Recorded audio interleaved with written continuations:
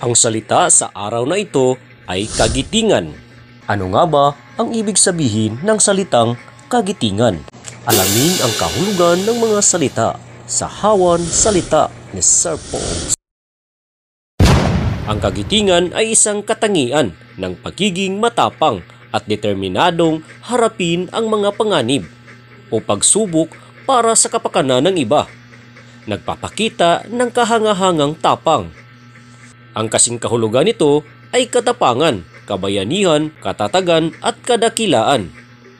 Ang kagitingan ay mula sa salitang ugat na giting, na ang ibig sabihin ay tapang, tatag o tikas. Pangungusap, si Andres Bonifacio ay isa sa mga Pilipinong nagpapakita ng kagitingan sa panahon ng Rebolusyon.